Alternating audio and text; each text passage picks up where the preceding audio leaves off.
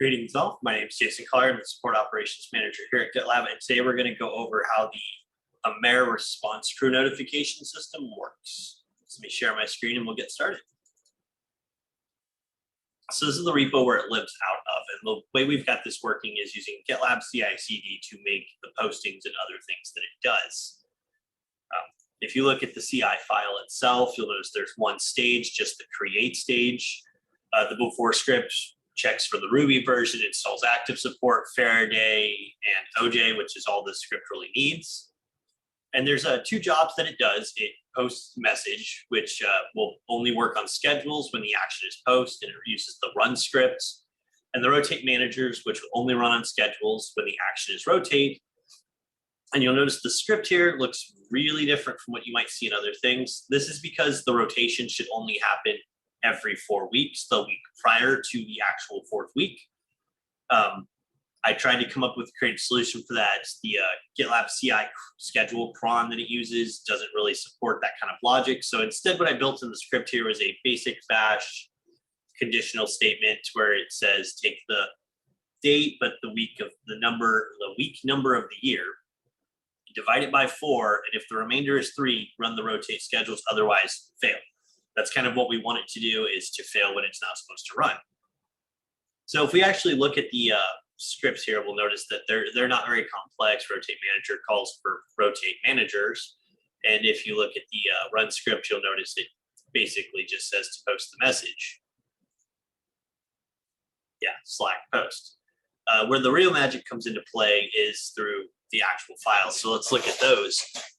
The AMER response crew notification.rb file is calling it's declaring a module AMER response crew notification, requiring the active support time, Faraday middleware, JSON, OJ, and YAML, and it's requiring the client file. So if we actually go into the folder, we can look at the client file and see that it's calling the module and then declaring a class client and requiring PagerDuty and Slack files. We'll go over those in a bit. We set a GitLab client GitLab Faraday connection here using GitLab API. The URL is encoded. We want to use the default adapter for Faraday, and the private token is the environment variable get GL token. Beyond that, we have the request function, which is going to take this Faraday connection we established here, perform public send using HTTP method and the URL. In this case, our URL is always going to be the same, so we didn't need a whole lot of being able to be customized there. We're going to get the response from that and load it using OJ, so it's nice and easy to read. The support team comes from the support team YAML file, which is going to make a request to GitLab for this raw data file. From there, it's going to call the GitLab public send. It's going to do a git to this URL and use YAML to safe load it. We're passing in date to specify there are date objects in there, not just strings, and integers and other default stuff. Detect user is going to be passed the PagerDuty ID, at which point it'll go through this support team YAML information to find the user with that PagerDuty ID. Now, the PagerDuty client, where you're making a new Faraday connection to the api.pagerduty.com. The URL is encoded. The adapter is the default Faraday adapter. The authorization is the token. Content type is application JSON, and we're told to accept vnd.pagerduty plus JSON, which is recommended from PagerDuty themselves. Here we have our Slack webhook. We'll use this for posting into a Slack channel. We set up a function for PagerDuty request, which takes the HTTP method, the endpoint, and parameters, which will use the PagerDuty client to public send via the HTTP method, the endpoint, the parameters, and then use OJ to load that in a nice, easy format. And for Slack requests, we take the content and we basically just have Faraday post Slack using the Slack webhook with the content itself. So this makes it so we can just call Slack request and pass it in there. So we can go ahead and start with Slack. That's the easier one to kind of go over. So we have post, which is just going to use the client's Slack request function to post a Slack message. And the Slack message needs to be formatted in this way where we say text is whatever the text is, and then we parse it to JSON, so it's a JSON object that we pass to Slack. The message itself, in this case, it's the standard message that we're using for this, as well as the notify, whereas notify is basically going to be the users. It's going to skip the group entirely if it has no users in the group, but it'll basically just push to notify that what type of group it is and all of the users. And it's going to join all that with new lines so that it's all nice and formatted for the message. Now the user list, it basically takes a group of users and just maps them out to the formatting that Slack requires to add someone. These schedules in question are the ones that we're actually using from PagerDuty. These are the ones that are currently being used. The options, and this takes the schedule ID, basically the date time, and then we have this nice little option string that we can then say, this is what our options are: schedule / SID, time zone, AMER, Chicago, since beginning of day, end of day, basically. The users will use obtain users, and the way this works, we set a people hash with the various categories. We're going to go through each of our schedules here.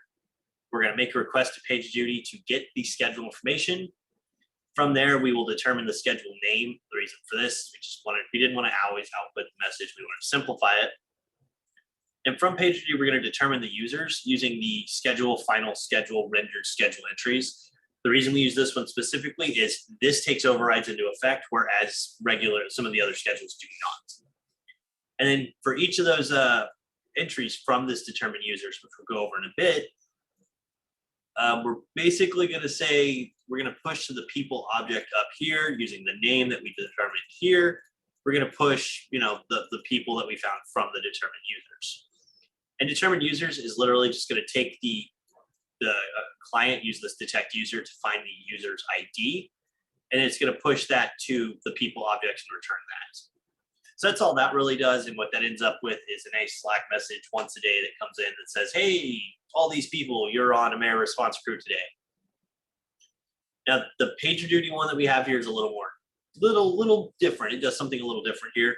You can see how rotate managers will output the current, update the schedule, output the new, and post in Slack.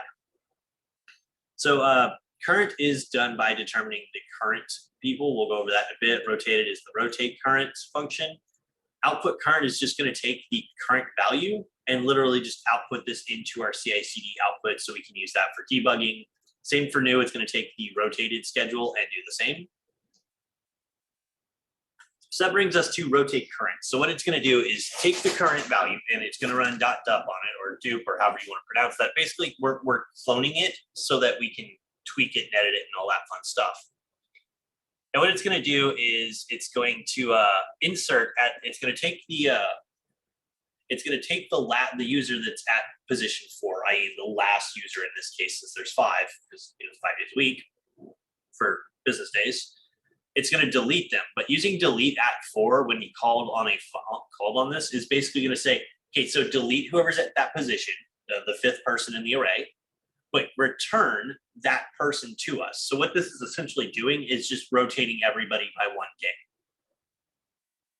And of course, it's going to set the start time and the rotation virtual start time. It's going to do this so that it doesn't apply any changes today, but at a day we specify.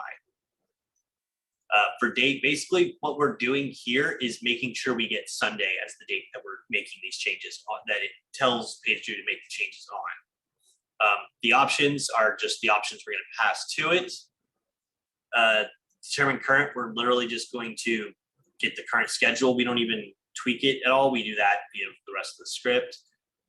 For update schedule, we're making a put request to the schedule with this value. We came up here with this rotated value. And then we're going to make a post in Slack with the Slack message, which is just, I've rotated this. Here's the new rotation. List users is just going to go through each of them and output it into a way that we can use, that Slack requires to add people. And then for day of the week, I did this to be convenient for myself. It really doesn't have to have been done this way. It was just quick and easy for me. But that's all there is to the AMER response crew notification system. Making changes, you might have changed webhooks, if we change channels, if we add new rotations, new schedules, stuff like that.